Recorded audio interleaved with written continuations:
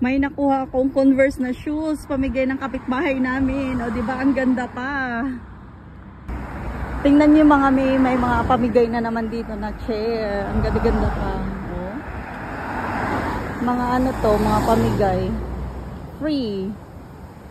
Ang ganda naman. Gusto kong kunin. Charot. Ang dami na namin chair sa bahay. Maganda pa siya.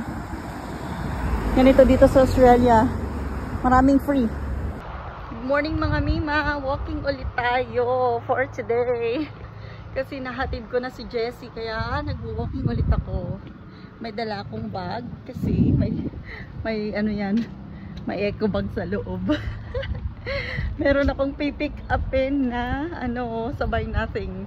May nagbigay sa akin ng shoes. Titingnan natin kung maganda.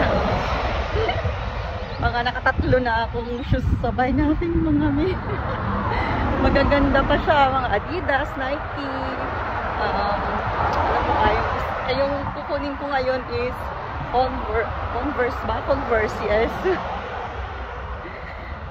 Ganito dito sa Australia, maraming pa-free. Lalo na dito sa lugar namin mga mi, marami talagang pa-free. Mga ano yan, mga bigay-bigay ng kapitbahay. Sa community namin. Nahatid ko na si Jessie mga mi sa school. Diyos ko, nung ano, pagdating namin sa school, ayaw niyang pumasok. Nakikipaglaban siya sa akin. Ayaw niya talagang pumasok. Ewan ko ba, dati naman ay gustong-gusto ni Jessie pumasok sa school. Tingnan niyo naman mga mi, oh, diba? Napakaganda ng weather ulit ngayon. At napakalinis ng aming suburb dito sa Australia. Ang suburb dito mga mi is parang siya barangay or purok, ganon.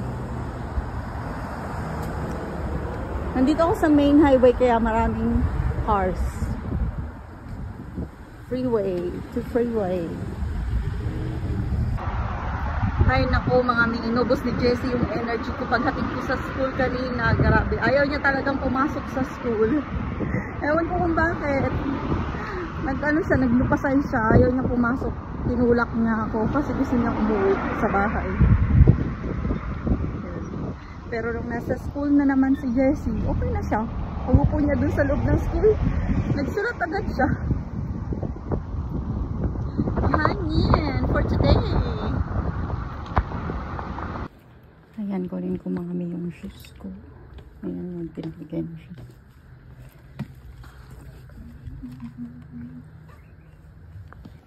Ayan, Converse siya. Maganda pa mga mi. Ayan mga mi, maganda pa siya. Ano, sabi niya, 2 beses niya lang daw yan nasuot. Ayaw na niya. So, kinuha ko. Diba, hindi naman ako maarte eh. Nagsusuot ako ng mga second hand, ng mga pamigay, mga mi. Buti may dala akong eco bag kasi hindi pala niya nilagay sa plastic bag or eco bag. Yan, salamat sa mga nagbibigay ng mga magaganda pang gamit dito sa Australia. Converse yan, original. Sino bang hindi matutuwa dyan, no? Nabili nga ako sa ukay-ukay dati. Diba? Alam niyo si Gary, ayaw niya yung partner ko, ayaw niya ng ano, kinukuha ko yung mga pamigay na shoes, kagaya ng shoes or damit, kasi daw nasuot na ng iba.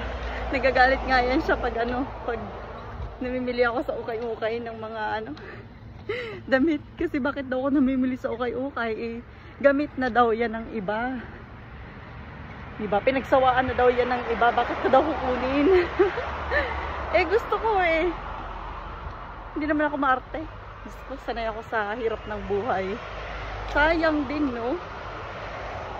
Gusto niya, sabi niya, nakakabili ka naman ng gusto mo. Bakit ka pa mangukay-ukay? Or manguha ng gamit ng iba? Hindi manguha ha. I mean, kukunin yung mga bigay. Eh maganda naman eh. Sayang din, di ba mga ano? Mahilig ako sa shoes mga mi, kaya ang dami kong shoes. Kahit marami na akong shoes, kinukuha ko pa rin yung mga bigay-bigay na shoes ng kapitbahay. Kasi mahilig ako mag-walking. Ayan, shoes ko. Bili to ni Gary sa akin. Dito kasi mga mima, lalo na yung mga mayayaman, kapag ayaw na nila, halimbawa, nasuot na nila isa or dalawang beses, tapos ayaw na nila, pinapabigay na nila o kaya, tinatapon na nila. Yung iba, kaysa sa itapon, pinapost nila sa community by nothing namin. Marami din naman, hindi lang ako ang nanguha. Dalawang shoes yung nandoon. Meron ding nag-mine nun sa isa. Actually, 3 shoes yung pinapamigay niya. May Converse, Adidas, at saka Nike. Ito yung pinili ko kasi wala akong pink na shoes. O, diba? Nakalibre ako ng shoes. Saan ka pa niyan?